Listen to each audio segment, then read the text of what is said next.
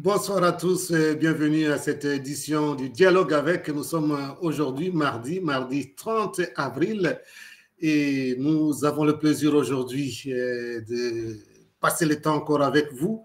Et comme vous avez vu dans l'annonce, nous recevrons aujourd'hui l'abbé Santedi, qui est recteur de l'Université catholique de Kinshasa et c'est un prêtre aussi de l'archidiocèse de Kinshasa en République démocratique du Congo.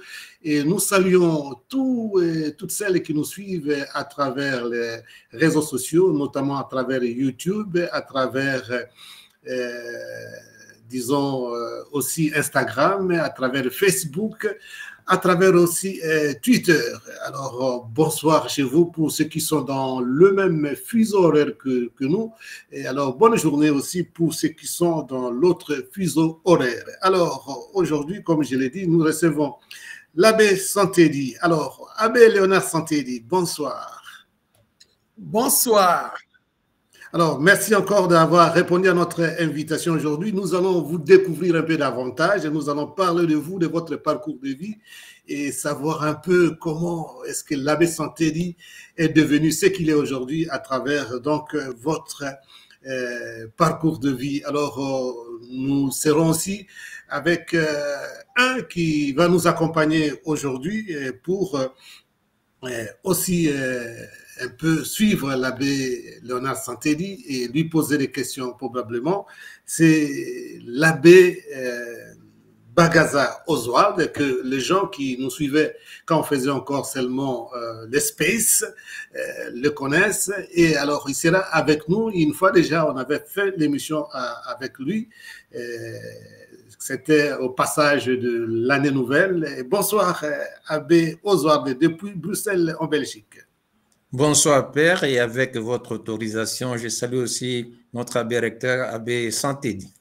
Voilà, merci beaucoup. Alors, nous allons commencer cette émission, évidemment, dédiée à l'abbé Léonard Santedi, quelqu'un qu'on connaît peut-être des noms et aussi des fonctions, mais aujourd'hui lui-même, il va nous parler de lui, l'abbé Léonard Santedi. Alors, l'abbé Léonard Santedi, vous êtes né, on le sait, vous avez grandi, et alors nous voudrions un peu savoir, vous êtes prêtre de l'archidiocèse de Kinshasa, avec des fonctions que vous avez occupées aussi, que nous allons encore découvrir aujourd'hui.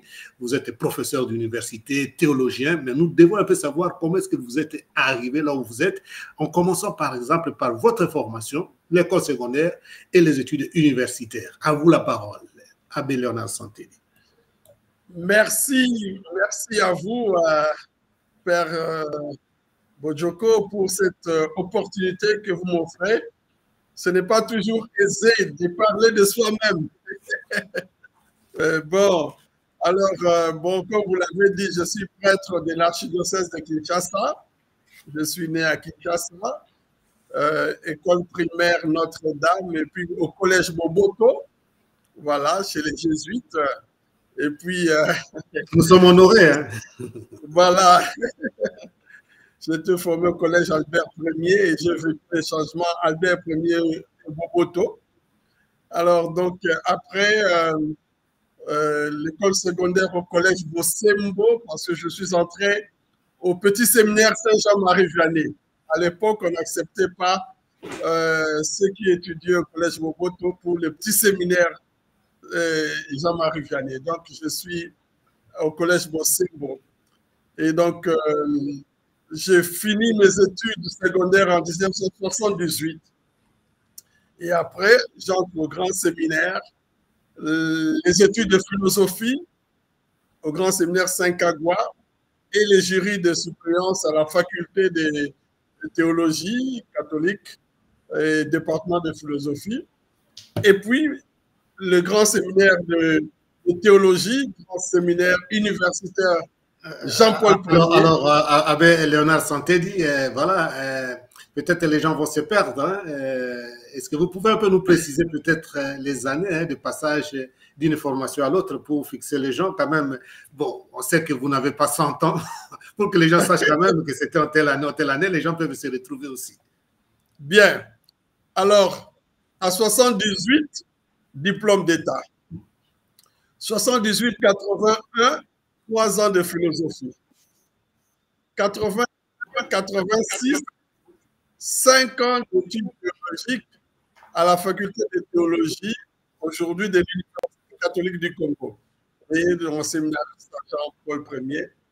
Et le 1er août 1985, ordonné prêtre de l'archidiocèse de Kinshasa par le cardinal Joseph Albert Malula.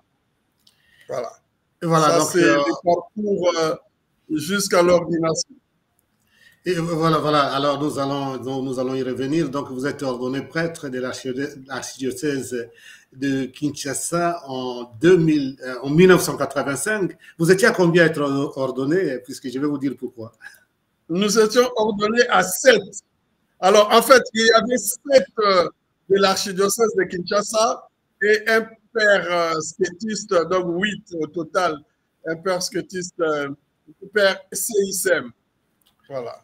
Donc, parmi, disons, les prêtres de Kinshasa qui ont été ordonnés avec vous, il y a notamment celui qui a été pendant longtemps ici à Rome comme aumônier des Congolais. Et alors, c'est... Oui, l'abbé Augustin Bita. Voilà. Ouais, alors, c'est pourquoi je voulais parler de l'abbé Bita, c'est puisque moi j'étais jeune étudiant à l'université de Kinshasa en faculté de sciences économiques et il a été, je crois que c'était sa première destination, il était vicaire disons, à la paroisse universitaire Nodassa. Alors, c'était pour ça. Alors, vous finissez les études de théologie, vous êtes ordonné en 1985. Et la suite, Abbé Léonard? Alors, la suite, le cardinal Malula voulait qu'on fasse un peu de pastoral avant de poursuivre les études de 3e cycle. Donc, j'enseigne au grand séminaire Jean 23 jusqu'en 1988. Parce qu'en fait, on est ordonné en 85, mais on était ordonné en première année de licence. Et donc, on a terminé en 86. Et donc, 2 ans d'enseignement. Et en 88, pendant ces 2 ans, je suis à la propédeutique Saint-Jean-Marie, au petit séminaire Saint-Jean-Marie Vianney, propédeutique cardinal Malula, comme vice-recteur, une année directeur spirituel, une autre année vice-recteur. Et voilà que après, je vais en Europe, en France, pour des études de doctorat en théologie, 88-93 à l'Institut catholique de Paris. Et j'en profite aussi pour étudier l'anthropologie religieuse, histoire de religion, à l'Université Paris 4 de Sorbonne. Je fais les DEA et aussi les doctorats. Et je finis donc en 93 pour le doctorat conjoint, théologie. Et puis donc si on comprend bien, vous êtes doublement docteur, pour plus de précision, c'est ça? Oui, tout à fait, tout à fait.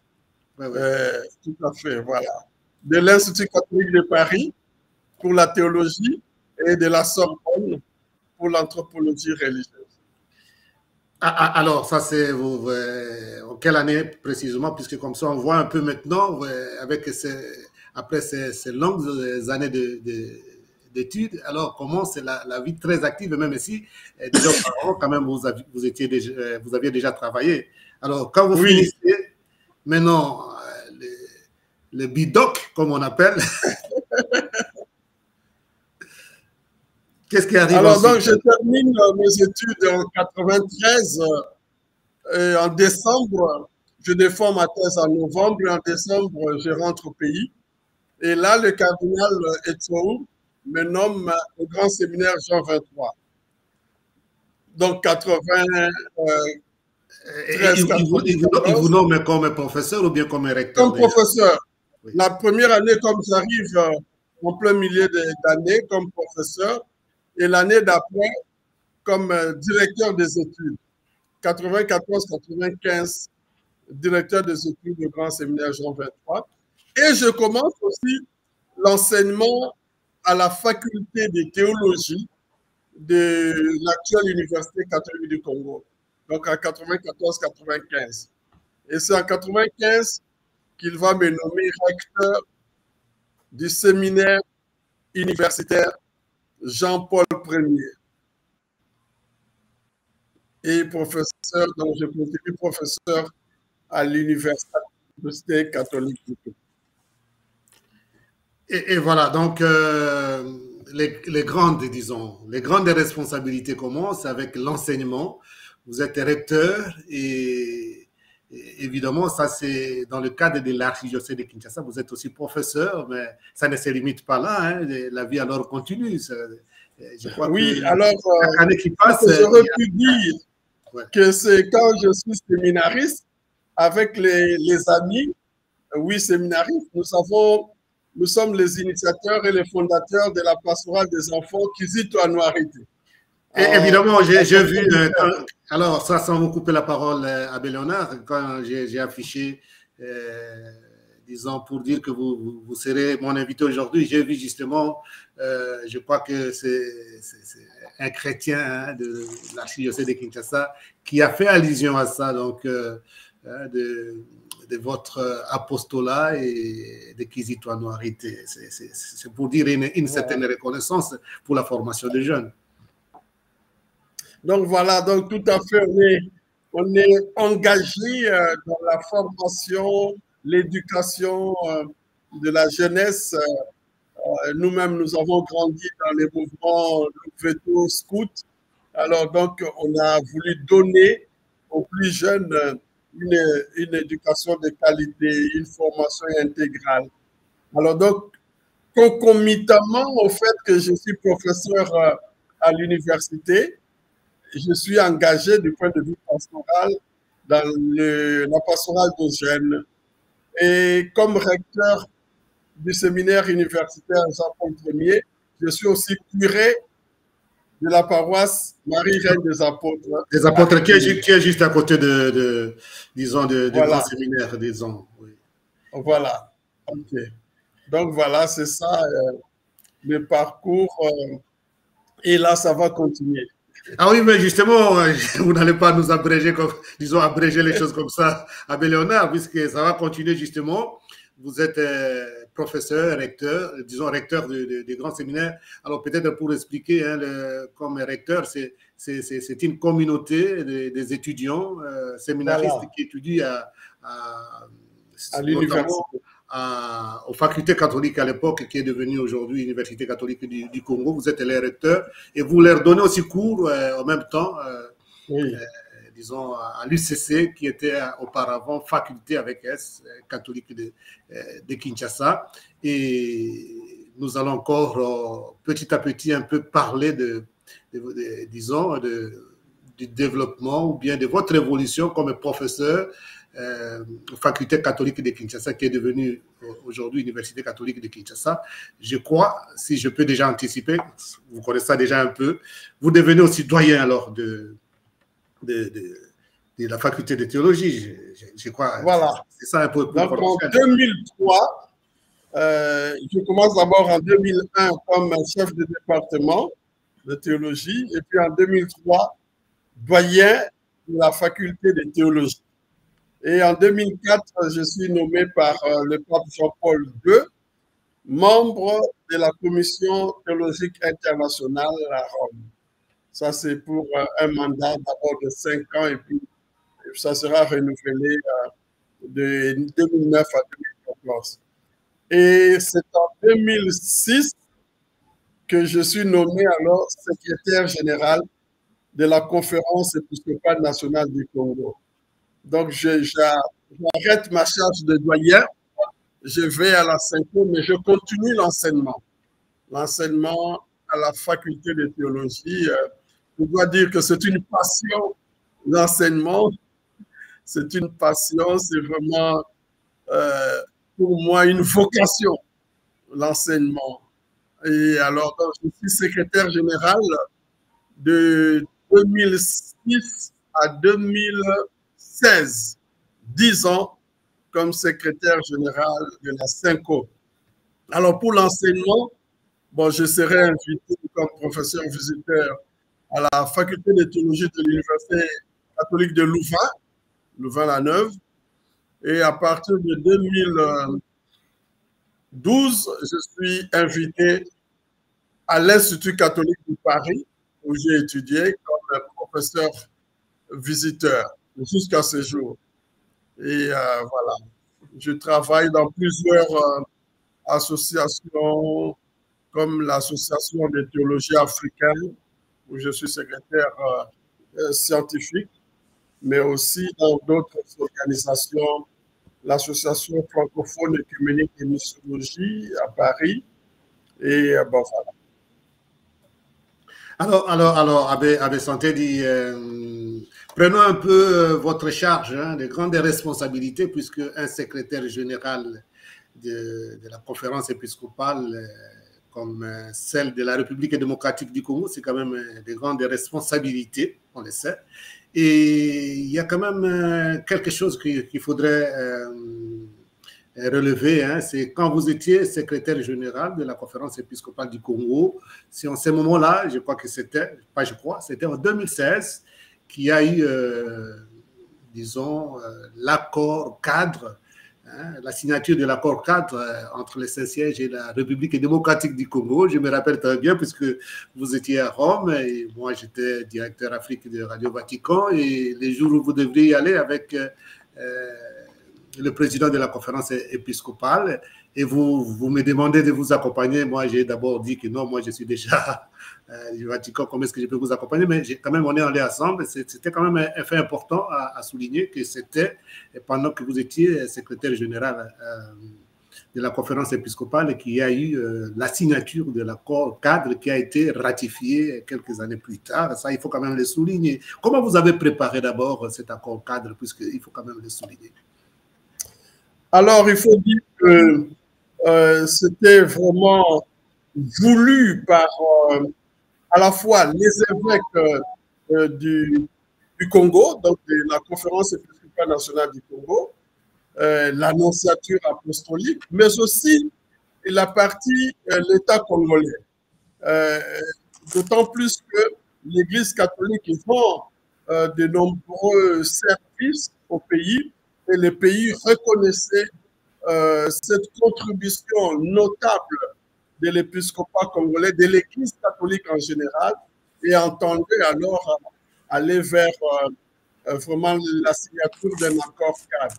Il y a eu des experts qui ont travaillé, à la fois des prêtres, je cite en passant quelqu'un qui a été très engagé, l'abbé Marcel Jojo, mais il y a eu aussi d'autres canonistes, juristes, le professeur Gogo et d'autres, un professeur de l'UNIKIN que je salue, paix à son âme, il est décédé, le professeur Labana, et d'autres encore, et qui se sont vraiment donnés pour qu'on arrive à cela. Et le monseigneur Nicolas Tchombo, président de la conférence épiscopale nationale du Congo, a vraiment conduit ces échanges d'une manière patiente, d'une manière soutenue, avec l'aide vraiment de la conférence épiscopale, parce que l'accord cadre, c'est entre le Saint-Siège comme État de droit et la République démocratique du Congo. Et donc, c'est la nonciature représentant le Saint-Siège qui était aussi aux commandes dans ces échanges. Nous rendons grâce à Dieu pour les résultats obtenus et nous estimons que c'est vraiment un cadre important, approprié pour que l'Église continue à rendre des services pour le bien du peuple congolais, pour le bien de la nation congolaise. Alors, nous allons nous arrêter un peu à cette étape. Donc, vous êtes secrétaire général de la conférence épiscopale nationale du Congo, SENCO, et on a souligné ces grands souvenirs de l'accord cadre, donc la signature de l'accord cadre entre le Saint-Siège et la République démocratique du Congo. Vous étiez protagoniste à ce moment-là, comme secrétaire général. Et ça ne s'est pas limité là, puisque les évêques vous ont fait encore confiance en vous nommant. Vous n'aviez même pas fini votre mandat comme secrétaire général de la conférence épiscopale quand on vous a nommé encore comme recteur. La fonction que vous occupez jusqu'à présent, nous allons en parler, puisque là, il y a quand même beaucoup de responsabilités. Il y a 2 campus maintenant, dont le plus grand campus encore en construction.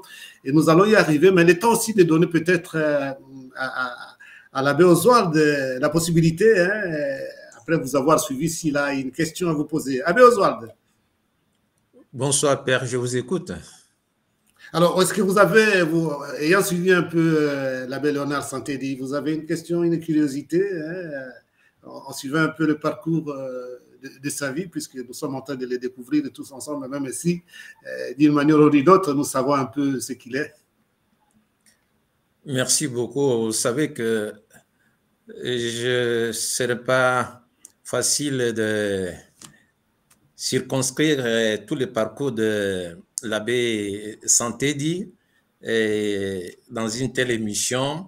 Et je pense qu'il compte parmi les personnes qu'on peut qualifier des témoins et aussi acteurs de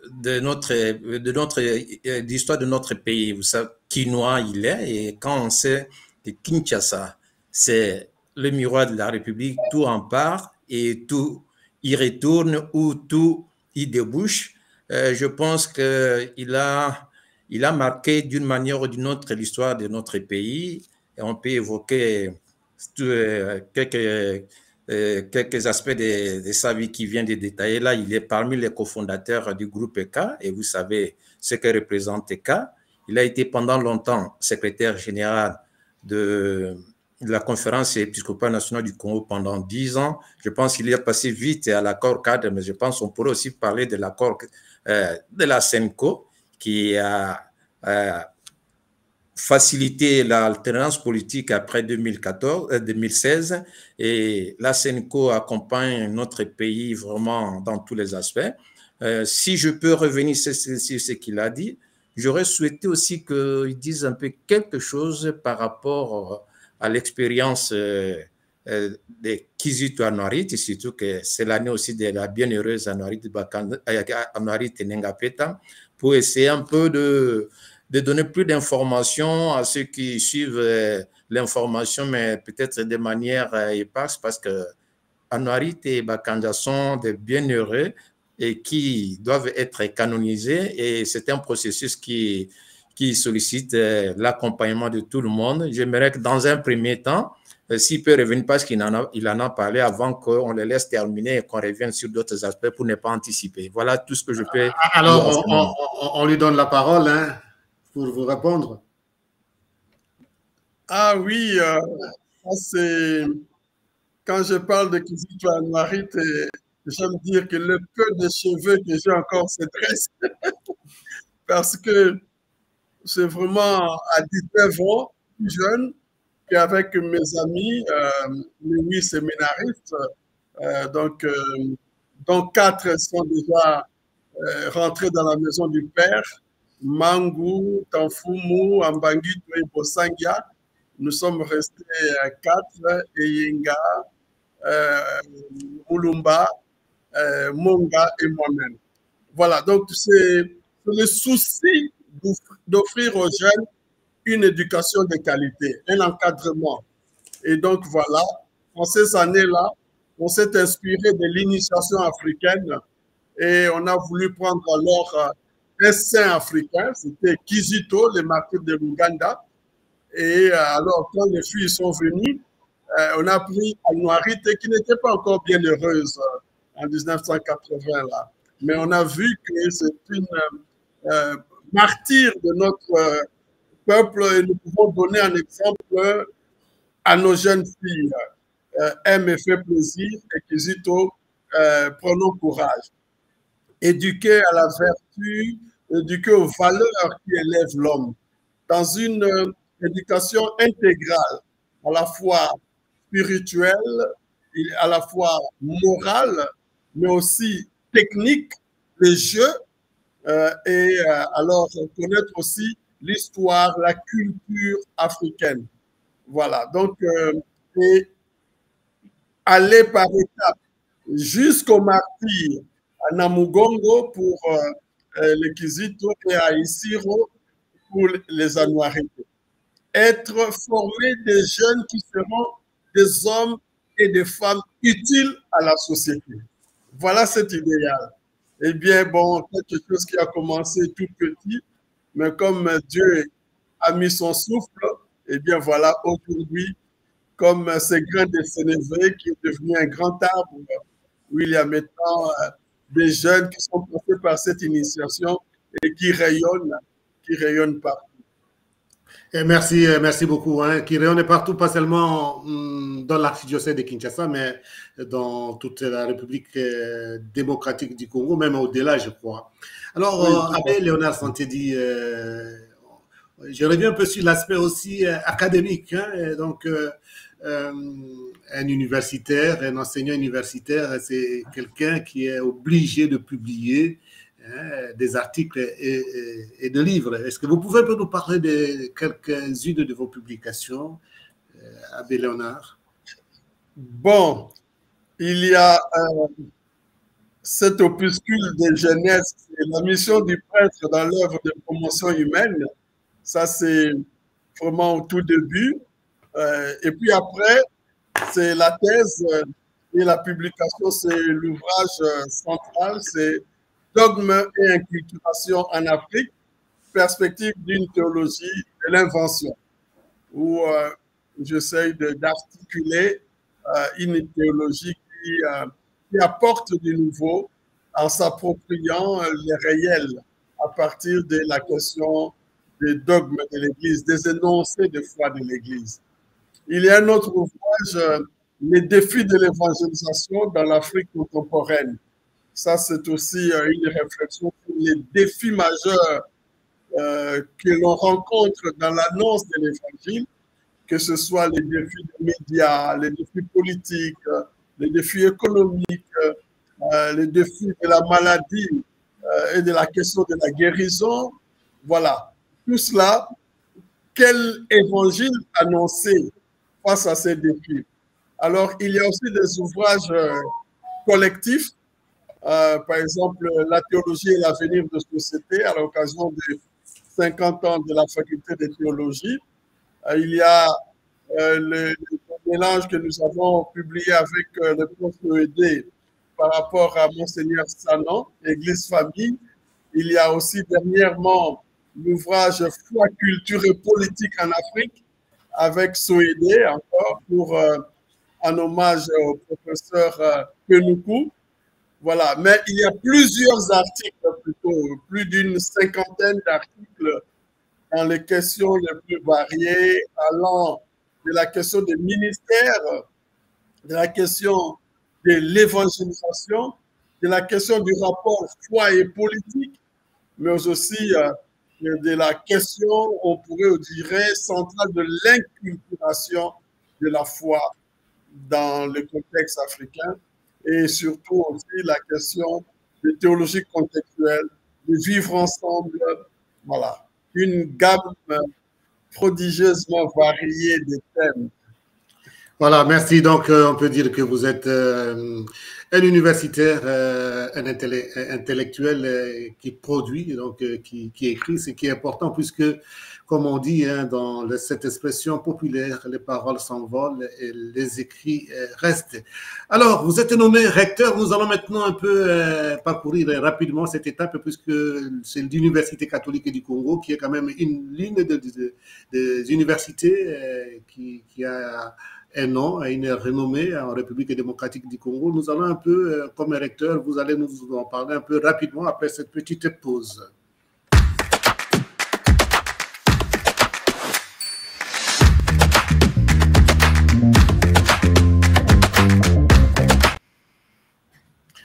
Alors, Abbé Léonard Santedi, qui va nous revenir d'un moment à l'autre, nous avons suivi un peu son parcours de vie, sa formation et aussi des responsabilités qu'il a eues, professeur d'université et aussi comme secrétaire général de la conférence épiscopale de la République démocratique du Congo, SENCO. Et aujourd'hui, il est recteur de l'Université catholique de Kinshasa, l'université qu'il avait d'abord servi comme professeur, mais maintenant, c'est lui qui dirige cette université comme recteur. Alors, Abbé Léonard, l'Université catholique de Kinshasa, comment est-ce qu'elle fonctionne maintenant? Combien de facultés, par exemple? On commence par là. Alors, vous me permettrez de bien préciser qu'il s'agit de l'Université catholique du Congo.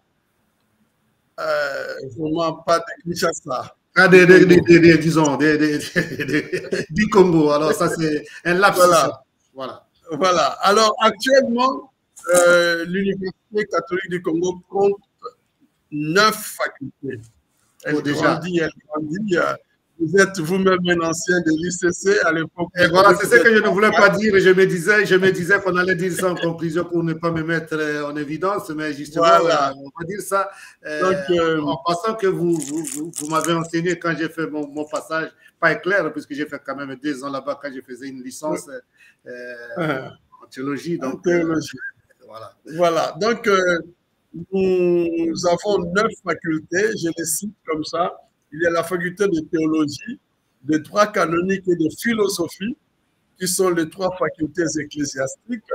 Ensuite, il y a la faculté d'économie et développement, la faculté de communication sociale, la faculté de droit, la faculté de sciences politiques, la faculté de sciences informatiques et la faculté de médecine. Donc, nous avons 9 facultés avec comme devise Lumen Super Flumen, la lumière sur le fleuve, cette lumière qui éclaire le grand destin, non pas simplement du pays, mais on dirait de l'histoire. Il faut vraiment qu'il y ait la lumière qui indique le chemin, qui chasse les ténèbres, les antivaleurs, et qui sert la vie. Voilà. Et pour le moment, alors, il y a 9 facultés. Et vous pouvez un peu nous dire combien d'étudiants dans l'ensemble à l'Université catholique du Congo? Cette fois-ci, je ne me trompe pas. Alors, donc, nous comptons aujourd'hui, je dirais, 8400 étudiants. Voilà, donc avec une grande majorité d'étudiants. Alors maintenant, l'Université catholique du Congo a commencé dans l'ancien campus au siège à Limete. Maintenant, il y a le campus ou l'agrandissement au niveau de Mongafula.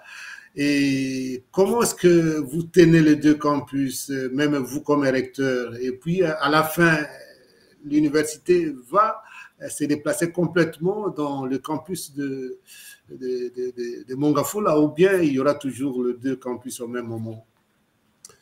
Alors, je dois dire que la conférence épiscopale nationale du Congo, le pouvoir organisateur, a acquis ces grands terrains, on pourrait dire presque dans la périphérie de Kinshasa, à Mongafula, pour penser au développement de cette grande œuvre, l'université catholique. Et alors, donc, on a dans ce nouveau campus la faculté de théologie et de philosophie, mais aussi le 2e cycle de droit, économie et sciences politiques, et les nouvelles facultés qui commencent totalement là-bas. Il y a aussi les communications sociales.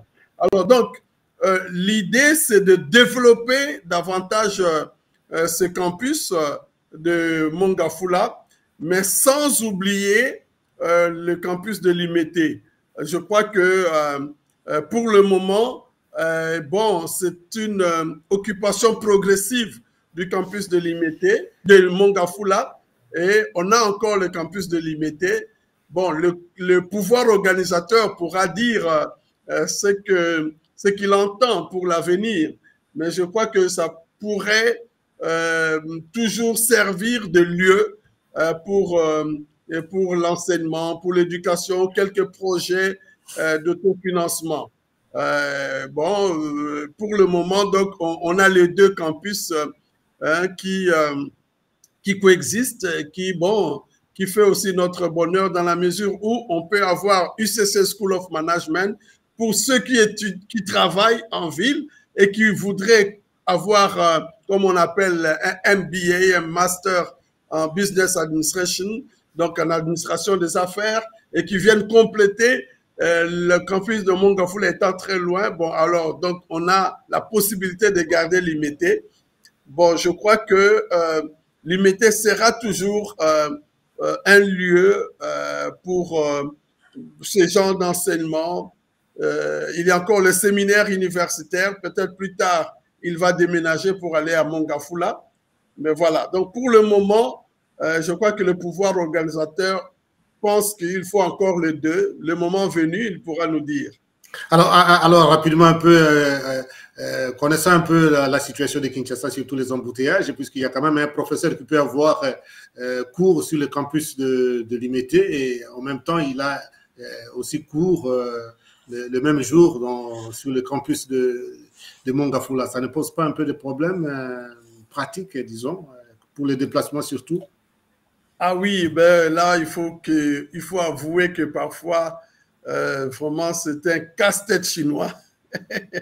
Quand on a cours dans un campus et qu'il faut aller dans l'autre, les embouteillages de cette grande mégapole font que, oui, parfois, on a des difficultés réelles pour cela. Nous-mêmes, pour y aller, parfois, il faut affronter ces embouteillages avec beaucoup de patience et de calme pour y arriver. Donc ça, c'était la réalité de notre ville. C'est aussi un défi pour nous universitaires de penser dans une des missions de l'université qui est le service à la société. Qu'est-ce que nous pouvons proposer?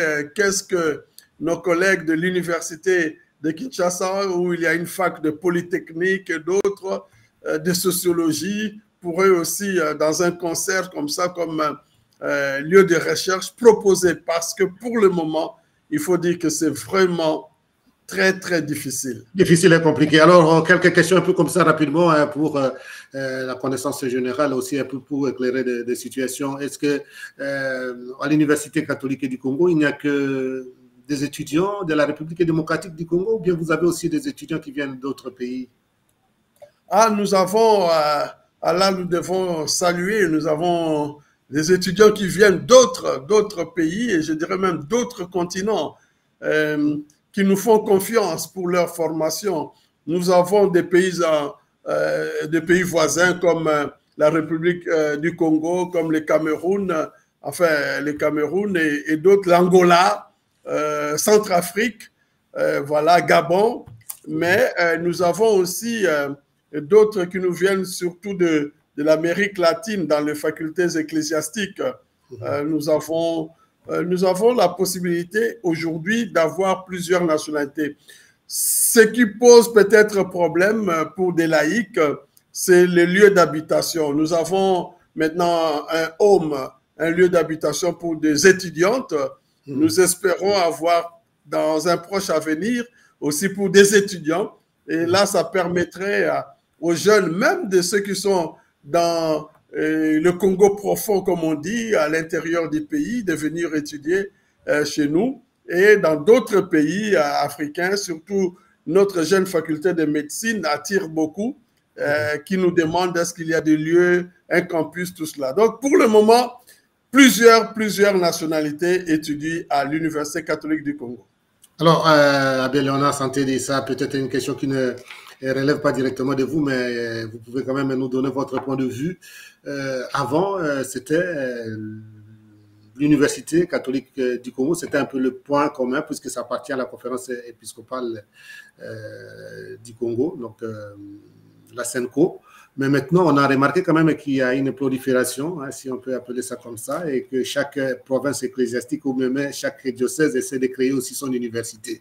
Ça ne pose pas de problème du personnel, de recherche de fonds, ainsi de suite. Par exemple, il n'y a pas de difficultés ou bien il y a d'un côté les bien fondés, les points, des aspects positifs et négatifs aussi. Alors, il faut dire que on ne crée pas une université pour le plaisir. Donc, cela veut dire que ça répond à un besoin réel. Donc, il y a beaucoup plus de demandes pour des étudiants qui veulent étudier dans les structures. Oui, dans ces grands pays, avec aujourd'hui qui avoisine, on dirait, dans les plus de 80 millions d'habitants.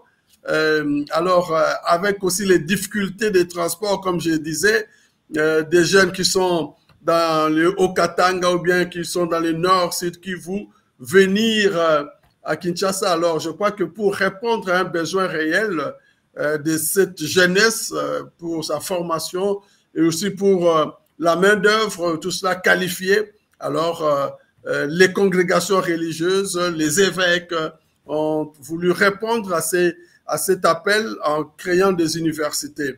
C'est vrai, nous avons alors un réseau. Nous avons un réseau de toutes ces universités et instituts supérieurs catholiques.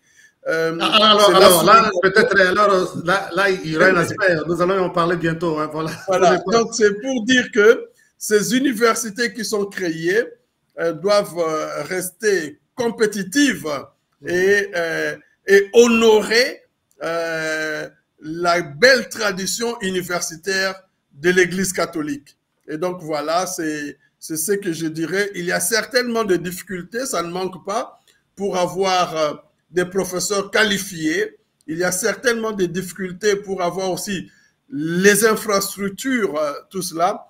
Mais certainement, et je l'ai dit, c'est mon opinion, je crois que ça répond à un besoin réel de formation de la jeunesse au plus près du lieu où ils habitent. Et puis une formation de qualité alors, une formation de qualité. Voilà, merci beaucoup. Hein, avant de donner encore la parole à l'abbé Oswald Bagaza, et nous allons aussi tenir compte de gens, donc des téléspectateurs qui nous suivent, qui écrivent déjà quelque chose. Nous allons essayer de vous faire parvenir les messages. Hein, par exemple, là, c'est Moyogogo. Moyogogo 73 74, bon, ça c'est une façon d'écrire, je crois que c'est Moyogogo. Une joie de vous suivre, monsieur l'abbé Santédi. Donc, c'est quelqu'un qui vous suit. Et puis, il y a aussi, voyons, il y a monsieur Beya Chikuluila qui est dit Saint-Cède, je crois qu'il a corrigé après, Santédi. Veut dire la sentinelle dans ma langue maternelle. Est-ce que l'abbé Santédi peut confirmer? Voilà. D'ailleurs, les cardinals Maloula m'appelaient Saint-Édi, donc qui signifie sentinelle. Voilà. Ah, voilà. Donc, ce que dit M. Beyachikou, lui, là, c'est vrai. Donc, vous êtes comme la sentinelle. Voilà. Et chez moi aussi, c'est une sentinelle, c'est un gardien. Ah, voilà. Donc, il a bien raison. Et d'ailleurs, il a corrigé, il a écrit avant Saint-Cède, et puis il a dit Saint-Édi. Voilà. Je dire. Voilà. Donc, on comprend un peu le sens de votre nom de famille. Hein. Donc, ça signifie sentinelle. Alors, maintenant, nous allons essayer aussi de donner encore, pour finir avec cette étape de vos responsabilités, surtout comme recteur de l'Université catholique du Congo.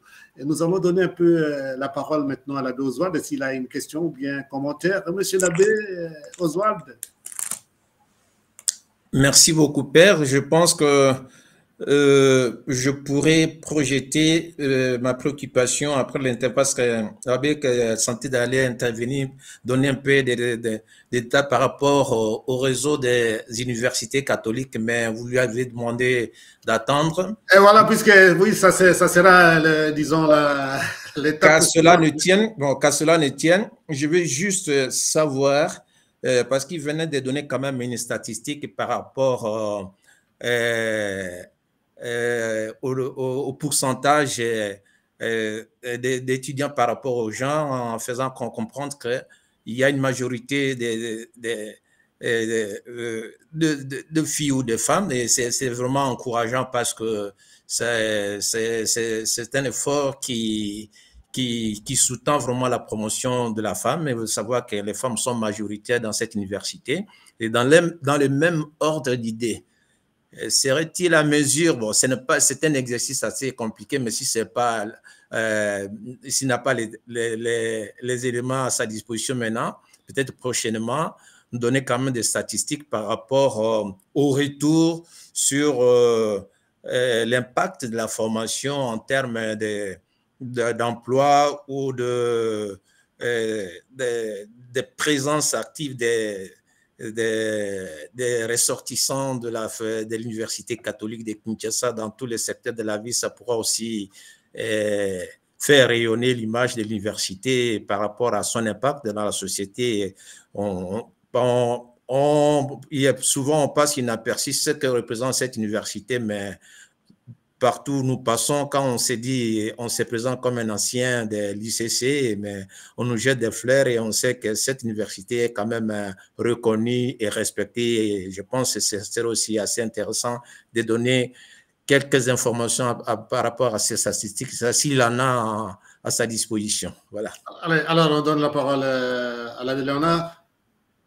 Bien, merci, monsieur l'abbé Oswald. C'est vrai que aujourd'hui, nous voulons vraiment nous y pencher par rapport aux alumni de l'Université catholique du Congo.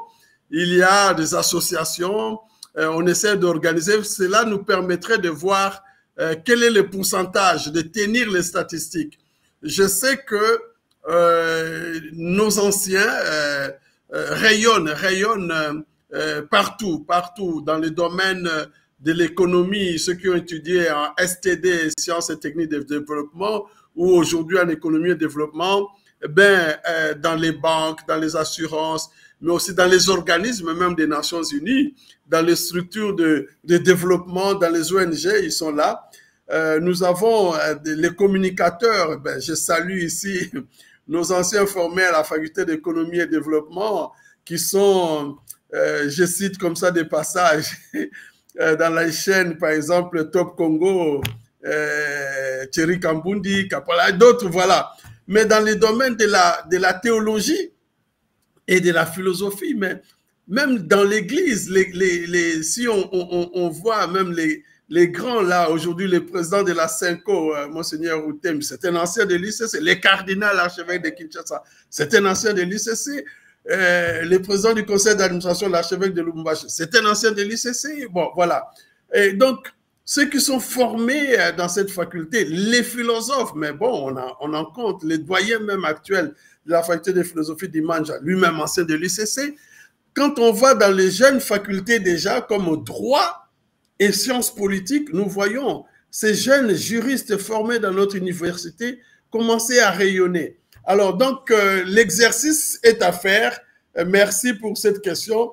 De tenir maintenant, de tenir les statistiques pour dire quel est le pourcentage par rapport à l'employabilité, les jeunes que nous formons et que nous confions à la société, qu'est-ce qu'ils font, dans quel domaine. Je crois que c'est un devoir que vous me donnez et nous allons nous y pencher. Alors, merci beaucoup. Hein. Je crois que l'abbé Oswald est content de votre réponse, hein, que les fruits de l'Université catholique du Congo, donc des alumni, donc les anciens qui sont sortis de cette université, se défendent bien partout où ils passent. Hein. Donc, félicitations. Je crois que ça va continuer comme ça. Et abbé Léonard Santedi, il y a encore monsieur Louheho Gibson qui dit merci, cher professeur abbé recteur, pour votre prestation très magistrale. Merci. Donc voilà qu'il y a des gens qui vous suivent. Hein. Ça doit être probablement ou des étudiants encore ou bien des anciens de l'UCC. Alors, on arrive maintenant au dernier point pour ne pas abuser du temps. L'association des universités et instituts supérieurs catholiques au Congo. Et voilà, il y a Donc, comme je disais, on parlait un peu de chaque province ecclésiastique ou de beaucoup de diocèses qui ont aussi leur université. Vous avez justifié la nécessité de besoin de formation pour le jeune. Évidemment, cette association des universités et instituts supérieurs catholiques au Congo organise du 2 au 4 mai, donc d'ici 2 jours, un colloque avec comme thème l'enseignement supérieur catholique au service du développement humain intégral. Voilà, est-ce que vous pouvez un peu nous parler d'abord de ça globalement? Quelle idée qui vous a poussé pour organiser ces colloques? Est-ce que c'est la première fois ou bien c'est déjà des habitudes? Et puis nous allons un peu donner les détails et vous allez un peu nous expliquer comment ça va se passer. Avec Léonard Santelli. Merci. Alors, c'est une première. C'est la première fois que la SUNICACO, l'Association des universités et instituts supérieurs catholiques du Congo, organise un colloque. C'est la première fois. Alors, pour la petite histoire, il faut dire que la SUNICACO est créée depuis 2009. Il y a l'abbé, mon prédécesseur, l'abbé Jean-Bosco Matendre, recteur de l'ICC à l'époque, qui a, bon, avec la CENCO, le Monseigneur Jomo, président, bon, voilà, il y a des universités qui naissent au Congo, des universités catholiques, des instituts supérieurs catholiques, nécessité de créer un réseau pour travailler ensemble, pour mutualiser nos forces. Et voilà. Et donc, moi, je dis que les universités catholiques du Congo doivent répondre à un triple défi. Elles doivent être de vraies universités, c'est-à-dire de communautés de recherche, avec un enseignement de qualité. Comme dit le pape François, c'est à partir d'une recherche de qualité que l'on donne un enseignement de qualité. Et donc, voilà, des vraies universités, pas des universités au rabais. Le deuxième défi, comme ce sont des universités catholiques, elles doivent être authentiquement catholiques, comme lieu où il y a une symphonie entre la foi et la raison, mais aussi lieu d'évangélisation, de transfert, on dirait, de transmission des valeurs évangéliques, des valeurs spirituelles, car nous croyons justement en une société qui se développe grâce aux valeurs. Et donc, comme université catholique, le pape François dit, ça ne doit pas être des lieux simplement où on voit les diplômes, on voit les carrières, mais où on transmet un système de valeurs, le respect de la dignité humaine, de la parole donnée, des valeurs qui élèvent l'homme. Donc, voilà un deuxième. Et un troisième défi, bien, elles sont des universités instituts supérieurs catholiques au Congo. Alors, elles doivent être effectivement congolaises, c'est-à-dire prendre en main les défis de notre pays dans une société aujourd'hui qui s'agglutine, on dit, une société dont beaucoup disent on fait une marche à reculons avec voilà, on dirait économiquement au rabais, socialement, même poisson-courrier, et puis religieusement, spirituellement aux abois aujourd'hui, et bon, politiquement désaxés. Alors donc, ces universités doivent répondre à ces défis d'apporter une contribution pour un Congo nouveau, un Congo reluisant de paix, un Congo flamboyant de valeurs et on dirait vraiment resplendissant, qui soit, comme l'avaient rêvé les pères de l'indépendance, les centres d'attraction, les centres d'intérêt pour l'Afrique. Voilà. Donc, ces universités doivent répondre à ces défis-là, d'être des vraies universités, effectivement catholiques et authentiquement vraiment congolaises. Et alors c'est dans ce sens, Abbé Léonard, que vous avez pensé à organiser ces colloques. Voilà, nous avons pensé à l'occasion, donc aujourd'hui, on pourrait dire 15 ans après, de penser quelle est la contribution des universités et instituts supérieurs catholiques par rapport d'abord à cette idée d'un humanisme intégral, l'humain en général, ce que nous appelons les Bomoto, Ubuntu. L'éducation, c'est justement créer, donner des valeurs, une transmission des valeurs. Cela nous permettrait d'avoir un regard rétrospectif sur ce que nous avons fait comme université catholique dans le contexte, un regard aussi en profondeur sur des questions, mais un regard prospectif pour crayonner aujourd'hui un avenir meilleur pour ces universités. Il y a les défis aussi de la recherche, mais il y a les défis, on pourrait dire aussi, de la viabilité de ces universités, hein, l'organisation et tout cela, pour répondre, comme j'ai dit, aux standards internationaux. Nous avons des universités à Kinshasa, rien que pour prendre Kinshasa, l'université Loyola au Congo, l'université Saint-Augustin, Masno, Omnia Omnibus et autres. On va au Katanga, l'université Don Bosco, on va au Nord-Sud Kivu, l'université catholique de Bukavu, Nord Kivu, la Sapienza, Graben, Grand Bandundu. Eh bien, comment travailler ensemble pour la viabilité de ces universités, pour la mutualisation de nos forces, la mobilité des étudiants, mais aussi pour répondre mobilité des professeurs aussi. Mobilité des professeurs, ça s'est fait déjà. Hein. Nous avons, par exemple, avec l'Université Notre-Dame de Kasaï, pour la faculté de communication, des professeurs, on a échangé. Voilà, avec d'autres universités, on les fait déjà. Mais aussi, j'allais dire, répondre aux questions réelles, aux questions qui nous interrogent, aux interrogations qui nous questionnent par rapport à l'avenir. Avec Léonard Santé, nous allons y revenir pour nous focaliser plus sur ce colloque que vous allez organiser à partir du 2 avril, disons. Vous allez organiser du 2 au 4 avril. Le temps aussi est pour respecter un peu les gens qui nous suivent, hein, qui continuent toujours à écrire aussi pour parler de vous et de ce que vous avez fait. Il y a par exemple donc Michel Delacroix qui dit « Merci à l'abbé Santé qui est également un dévot à Anouarité. Il a inauguré au sein de l'UCC, donc de l'Université catholique du Congo, en pleine année Anouarité, un homme. » Voilà, ça, peut-être vous n'aviez pas parlé de ça. Hein, on découvre un homme baptisé au nom d'Anouarité. Nous les remercions beaucoup pour ça. Donc, on découvre encore. Hein, voilà, les gens sont là pour vous compléter un peu de ce que pour ce que vous avez fait.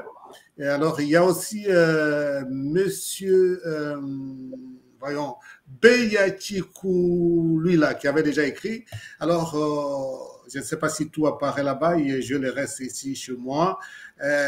Abbé Léonard a une joie contagieuse, avec les grands sourires, hein, ça, vous reconnaissez Abbé Léonard, hein, un grand sourire contagieux. Donc, Abbé Léonard a une joie contagieuse, une question par rapport à la faculté. Maintenant, la question arrive à la faculté de médecine. Quelles sont les difficultés rencontrées vis-à-vis des innovations scientifiques dans ce domaine? Quelle est la particularité de l'Université catholique du Congo dans la formation du médecin pour répondre à ce défi de l'essor de la médecine et dans un pays aspirant au développement? Est-ce que vous pouvez un peu répondre à M. Beya Chikoulouila, Abbé Léonard? Et oui, la faculté de médecine à l'Université catholique du Congo, le pouvoir organisateur, la conférence épiscopale nationale du Congo, la CENCO, quand la CENCO a accepté qu'il y ait cette faculté, avait tout de suite dit quelle est la plus-value, qu'est-ce que nous allons apporter. Eh bien, aujourd'hui, paix à son âme, le professeur Lepira, qui avait commencé avec nous, s'est vraiment investi pour nous dire il faut viser quelque chose de plus. Eh bien, pour nous, c'était d'abord du côté de la moralité, du côté et donc de médecins qui soient vraiment des hommes épris et des femmes épris de valeurs.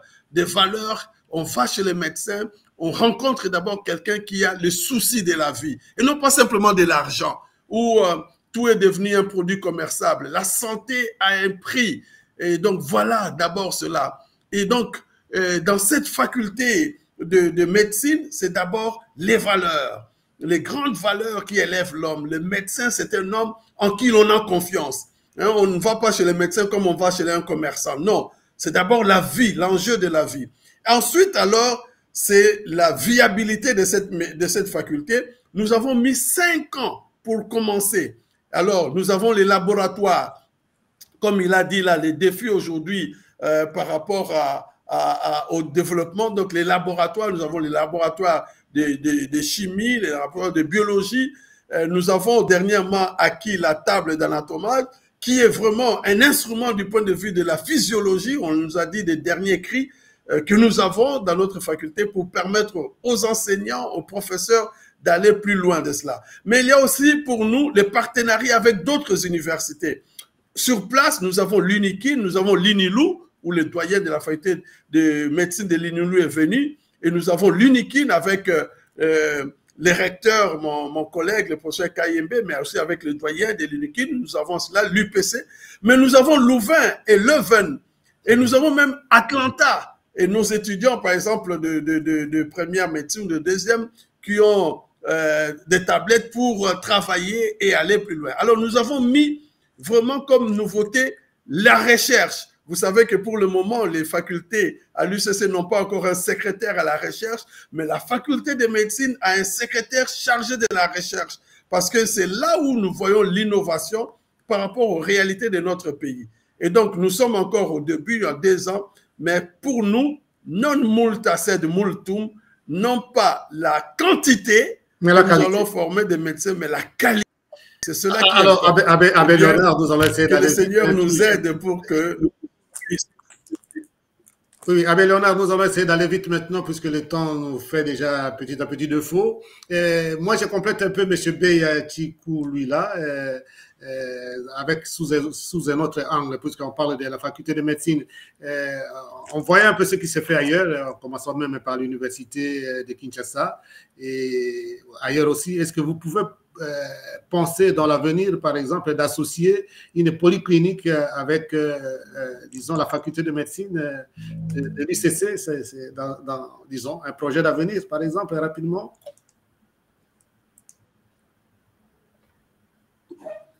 Oui, alors donc, pour le moment, les exigences d'ailleurs d'une bonne faculté de médecine, hein, c'est avoir un hôpital de référence, un CHU comme on dit, un centre hospitalier universitaire ou une clinique universitaire. Pour le moment, c'est l'hôpital Saint-Joseph. Nous avons un partenariat et d'ailleurs, le médecin directeur de l'hôpital Saint-Joseph et aujourd'hui même pour nous, le professeur Abbé Pantaleon Kajingulu est membre de notre corps professoral. Alors, nous avons pour cela le projet, je crois que la conférence épiscopale nationale du Congo a toujours ces grands projets d'un centre hospitalier. Le terrain est là, le terrain à Mongafula au campus, il y a de la place, au lac de Ma-Vallée. Quand nous étions secrétaire général de la conférence épiscopale, il y avait un grand projet. Je crois que donc, pour le moment, nous travaillons, nous respectons cette exigence d'avoir un hôpital, c'est Saint-Joseph. D'ailleurs, nous avons, avec nos partenaires de Louvain-la-Neuve et de Leuven, travaillé. Nous sommes allés ensemble à l'hôpital Saint-Joseph. Et nous pouvons même dire que dans les partenariats que nous avons avec Louvain, ils ont autorisé que nos jeunes, pour leur stage, pourraient même aller faire les stages dans les hôpitaux coordonnés par l'Université catholique de Louvain et Leuven, en Belgique. Donc, nous tenons à cela. Et alors, ça devient intéressant, mais le temps va nous manquer. Alors, nous donnons un peu encore la parole aux gens qui nous suivent. Il y a d'abord, certainement vous le connaissez, Toussaint Tingombe Ilunga, c'est le père Toussaint, qui est professeur chez vous, qui dit, alors toutes nos félicitations au recteur Abbé Léonard Santédi. Donc, c'est sûr qu'il est en train de vous suivre aussi pour le moment. Hein. Je le salue en passant. Merci beaucoup, Père Toussaint. Salut les Pères Toussaint. Voilà, pour la participation à l'émission. Alors, on revient toujours rapidement à ce que vous aviez dit auparavant, puisque les gens nous font un peu reculer un tout petit peu. Nous avons parlé des hommes à Noirite, mais il y a aussi Monsieur Michel Delacroix qui dit « Nous aimerions avoir également une autre unité au nom d'Isidore Bakanza, dont le 30e anniversaire de béatification a été célébré à Kinshasa le 27 avril dernier. » Donc, ce sont les souhaits, puisque vous avez déjà, ils ont parlé de, un homme baptisé au nom d'Anouarité. On souhaite aussi une autre unité dans le futur pour Isidore Bakanta. Ça, c'est le souhait donc de M. Michel Delacroix. Alors, nous allons aller vite. Nous revenons au colloque que vous allez organiser rapidement. Monsieur l'abbé, il nous reste à peu près 10 minutes pour finir. Je vois que c'est un grand colloque. Il y aura même la participation, disons, du cardinal Tolentino de Mendoza, qui est préfet du Dicaster pour la culture et l'éducation du Vatican. Si on parle un peu dans les termes généraux, c'est comme le ministre de l'éducation et de la culture du Vatican. Il sera présent pour ce colloque, avec la présence évidemment d'autres personnalités, dont le président de la conférence épiscopale nationale du Congo, Monseigneur Utembi, et le cardinal aussi, archevêque métropolitain de Kinshasa et président du CHEAM. Donc, c'est pour dire que ce colloque, ce n'est pas un petit colloque, même si c'est pour la première fois. Oui, alors, donc, vraiment, pour nous, c'est un grand moment que nous allons vivre. Je remercie mes collègues de la SUNICACO, de toutes ces universités et de tous ces instituts supérieurs catholiques. Nous avons travaillé en commun, en synergie, monté ces programmes. Donc, je remercie un grand colloque. Nous remercions les cardinals préfets du Dicaster pour la culture et l'éducation. Je dois dire qu'il a envoyé un grand message pour nous à l'occasion. Et puis, la Fédération internationale des universités catholiques, le docteur François Mabille, qui aussi parlera de l'identité des universités. Alors, pour plus de précision, peut-être, je me suis trompé, donc je pensais qu'il sera présent. Il va envoyer plutôt un message. Voilà, tout à fait. Donc, il va communiquer un message en visioconférence. Bon, voilà. Et donc, pour nous, c'est un grand moment, mais nous le faisons aussi avec notre ministère, le ministère de l'enseignement supérieur et universitaire, le ministre qui est informé de cela, qui nous suit et qui sera là.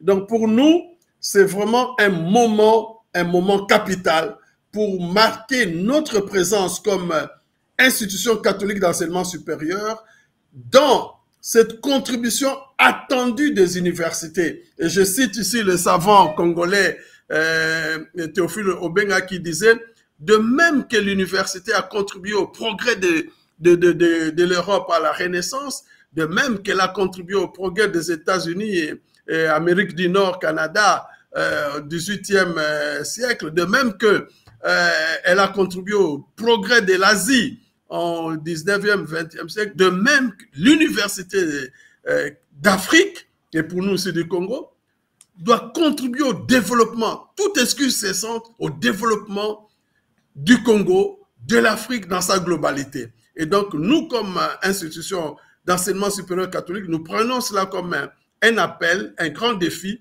et nous voulons travailler ensemble avec d'autres collègues des universités publiques comme de l'UNIKI, le professeur Ngoma Binda ou d'autres, le professeur Ndayuel, travailler ensemble pour dire qu'est-ce que comme laboratoire d'humanisation, université, nous pouvons apporter non seulement à notre pays, mais à notre continent et pourquoi pas à l'humanité. Voilà, c'est un grand défi, une grande rencontre et plaise au Seigneur que cela donne beaucoup de fruits et des fruits qui seront très, très, très importants pour l'avenir de notre pays.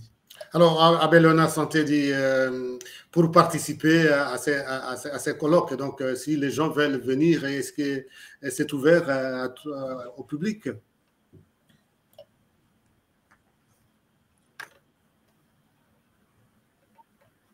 Ah oui, il y a un petit... Oui, alors ça se tient du 2, donc jeudi 2 au samedi 4 mai à la faculté, au campus de l'IMET à l'Université catholique du Congo. C'est ouvert pour tout le monde. Ceux qui veulent venir, ils sont les bienvenus. Et nous remercions aussi nos amis de la presse. Nous avons eu déjà un point de presse et nous vous remercions, Père Bojoko, avec cette occasion que vous nous donnez, cette fenêtre ouverte pour que cela soit connu, soit suivi. Comme on dit, du choc des idées, jaillit la flamme. Alors, et donc, les gens viennent pour que nous puissions travailler ensemble.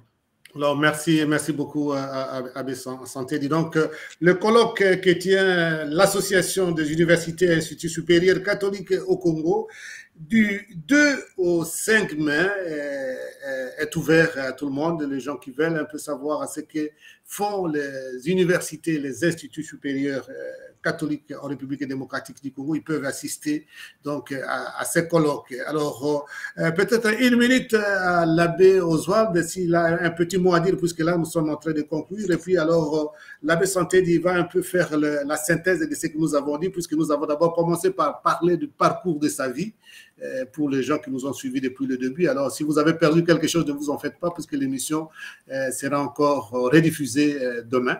Donc, l'abbé Santé nous a parlé un peu de son parcours de formation jusqu'à devenir ce qu'il est aujourd'hui. Et puis, nous avons parlé de l'Université catholique du Congo, puisqu'il est recteur pour le moment de cette université. Et puis, maintenant, nous avons abordé aussi le colloque que l'Association des universités et instituts supérieurs catholiques au Congo est en train d'organiser du 2 au 4 avril. Alors, Abbé, oui, non, du 2 au 4 mai, pardon. je suis en retard là. Alors, Abbé Oswald, un petit mot à dire à ce sujet ou, oui, tout à fait. Je remercie vraiment l'abbé Santé et je le félicite pour cette première en son genre, pour ce colloque de leur réseau, et ça ne m'étonne pas. L'abbé Santé, c'est aussi une sorte de pompe à gaz, vous le trouvez partout, il est toujours flamboyant et bouillant. Alors, j'interviens aussi en termes de contribution par rapport à mes antérieures interventions. Serait-ce possible, à l'issue de ce colloque, d'établir une cartographie nationale de ces réseautages? Ça pourra permettre même aux gens de se retrouver. Et vous voyez, il y a des gens qui font des déplacements lointains pour venir à Kinshasa, alors qu'ils peuvent trouver des opportunités d'apprentissage dans la proximité. Ça, c'est de 1. De 2, par rapport aux doubles objectifs que vous avez cités tout à l'heure, la recherche et la viabilité, pour vraiment être dans le bain des 3 défis des universités catholiques, je voudrais suggérer une 3e, l'utilité. À quoi sert tout cela pour qu'on ne s'arrête pas à des formations purement livresques? Au jour d'aujourd'hui, pourriez-vous nous aider à comprendre, par exemple, quels sont les mécanismes d'interaction, par exemple, par rapport aux débouchés d'emploi? Je sais que vous le faites déjà, mais qu'est-ce que vous faites davantage, par exemple? Êtes-vous déjà en contact avec différentes entreprises pour que, après la formation, les étudiants trouvent d'emploi? Orientez-vous les formations dans ce sens-là. J'étais très content d'apprendre déjà que par exemple, par rapport à la faculté de médecine, vous avez déjà pensé à une clinique universitaire. Est-ce qu'il y a lieu d'envisager ce genre de formation par rapport à d'autres filières? Et peut-être tenter de revenir à ce que l'ISP avait à l'époque, des écoles d'application, pour voir comment est-ce que les formations peuvent être impactées et comment essayer. Et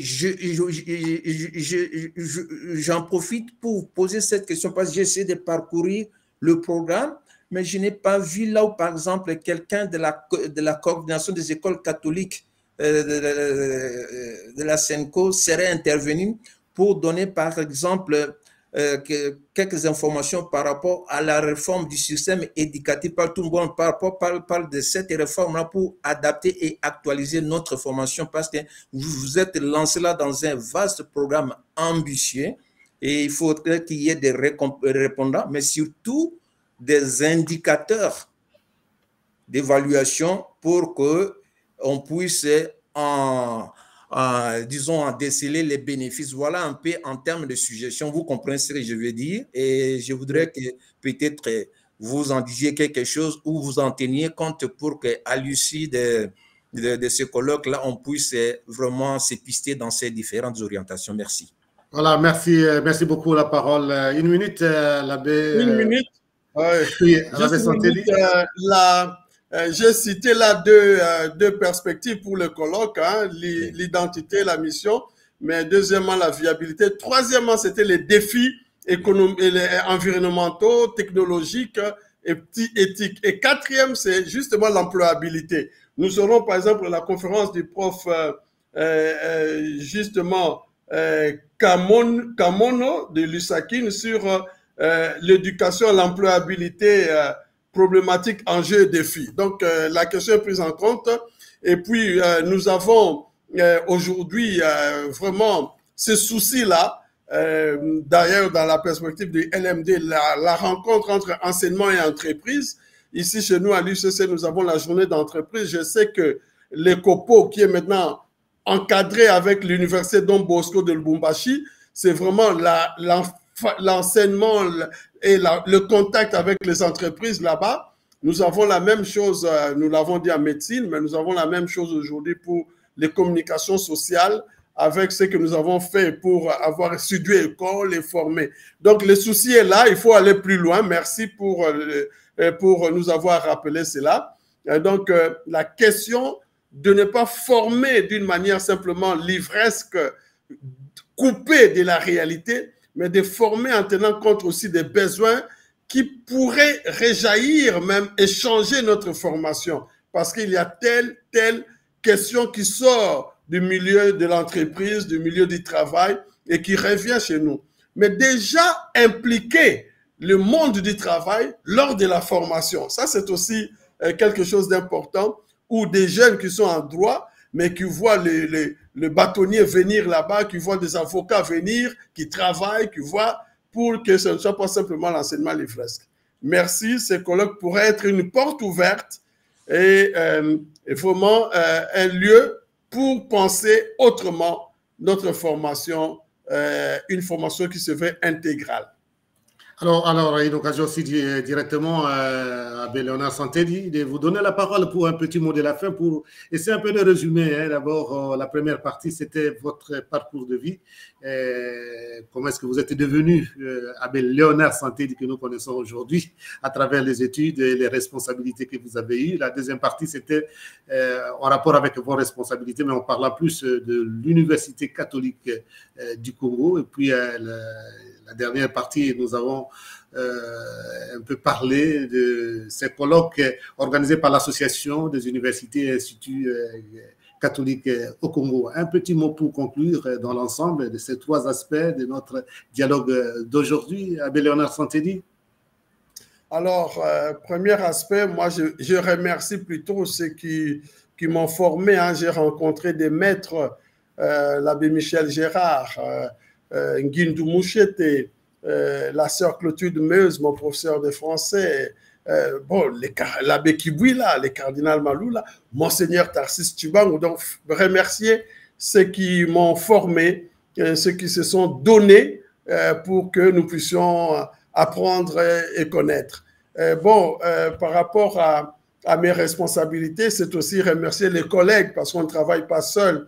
L'Université catholique du Congo, la CENCO, on a eu une équipe vraiment soudée qui réfléchissait sur, je dirais, une église engagée au plus épais de la condition humaine, et aussi à l'Université catholique du Congo, les collègues, les amis, mais aussi mes étudiants qui nous poussent vers le haut par leurs questions, par leur curiosité intellectuelle, les collègues pour faire de notre université un laboratoire d'humanisation aux valeurs, eh bien, je les remercie. Et puis, la troisième partie, le colloque, c'est vraiment remercier ce réseau d'enseignement supérieur catholique, les collègues venus de partout qui ont tenu pour que notre association soit un lieu vraiment qui travaille à l'humanisme intégral. Et donc, que ce colloque soit qui est une première, puisse apporter de bons fruits, des fruits qui demeurent. Je remercie donc tous les collègues et ceux qui nous font confiance, qui viendront à ce colloque, que ce colloque soit vraiment scintillant, pétillant et même brésillant pour que des échanges de ceux qui vont parler et de ceux qui vont venir pour poser des questions, pour apporter de l'expérience, nous puissions faire vraiment ce que prendre un virage à 90 degrés pour un avenir meilleur de notre pays, mais aussi de notre Église, mais aussi de notre continent et pourquoi pas de notre humanité. En tout cas, grand merci Abbé Léonard Santedi pour votre disponibilité d'abord. Votre disponibilité, je pense que ça ne sera pas la dernière fois. Chaque fois qu'il y aura quelque chose organisé par l'Université catholique au Congo, nous serons là pour faire écho de toutes les activités. Et merci pour votre parcours de vie. Merci pour les responsabilités, les grandes responsabilités que vous avez eues pour l'Église, et pas seulement l'Église qui est en République démocratique du Congo, mais aussi pour l'Église universelle, puisque vous avez été aussi dans des commissions au Vatican, notamment la commission théologique internationale. Merci donc pour tout ce que vous êtes en train de faire, courage et bonne chance pour ce colloque qui sera organisé du 2 au 4 mai prochain.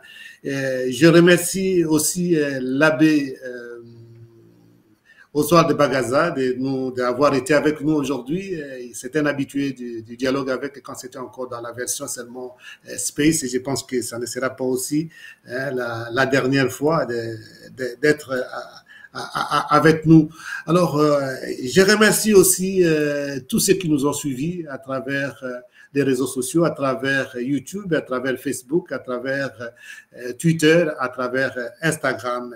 Nous allons nous retrouver vendredi prochain pour une nouvelle édition du Dialogue avec. Mais en attendant, vous allez avoir droit à une rediffusion de cette émission demain, donc mercredi à partir de 14h. Et il ne me reste plus qu'à vous souhaiter une bonne soirée pour les gens qui sont dans le même fuseau horaire que nous et une bonne journée encore pour les autres. Ça sera un plaisir de vous retrouver très prochainement. Au revoir et à